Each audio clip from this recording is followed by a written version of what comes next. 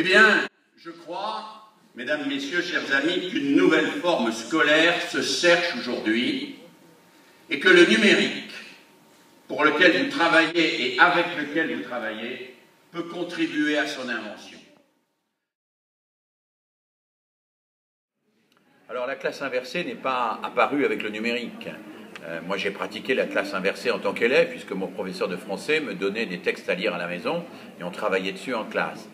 Et je crois que c'est un progrès considérable parce qu'on travaille en classe, on travaille vraiment en classe, il y a des échanges, de la reformulation, de la reconstruction des savoirs. Alors la difficulté quand même, c'est que c'est pas magique tout ça. En particulier, on n'est jamais complètement certain que tous les élèves savent bien comme il faut écouter, retenir ce qui est essentiel et arrivent en classe en ayant vraiment pris connaissance de ce qu'ils ont vu à l'extérieur ou de ce qu'ils ont vu en documentation. Donc il faut que le moment en classe soit aussi un moment de formation du regard, de formation de la mémorisation, de formation de la capacité à restituer ce que l'on a vu.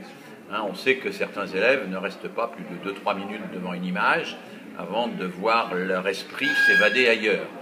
Et évidemment, il faut les aider à se concentrer, apprendre à être attentifs, apprendre à inverser la dispersion dans laquelle nos élèves sont trop souvent.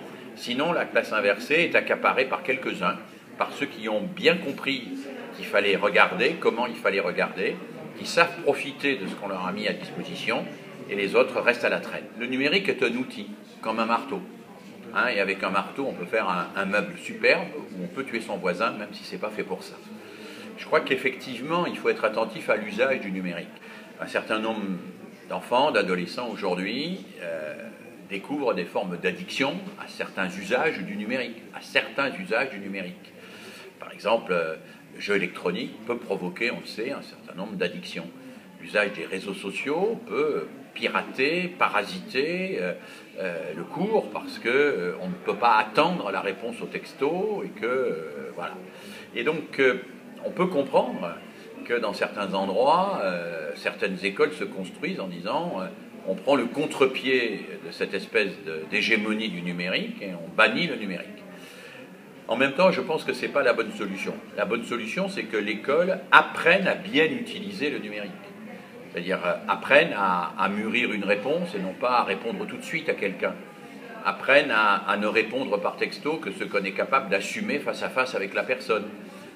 Ça peut paraître anecdotique, mais c'est complètement essentiel. Un courriel, on peut répondre à tous, à 80 personnes en disant « je vous emmerde », ou on peut faire une réponse élaborée aux 4 personnes concernées, qu'on met dans la case brouillon, qu'on relit le lendemain et qu'on envoie quand on l'a complètement terminé. Je pense que c'est cet usage-là, l'usage que j'appelle différé, qui est absolument essentiel et que l'école doit former. Donc moi je préfère une école qui forme au bon usage du numérique qu'une école qui bannit le numérique.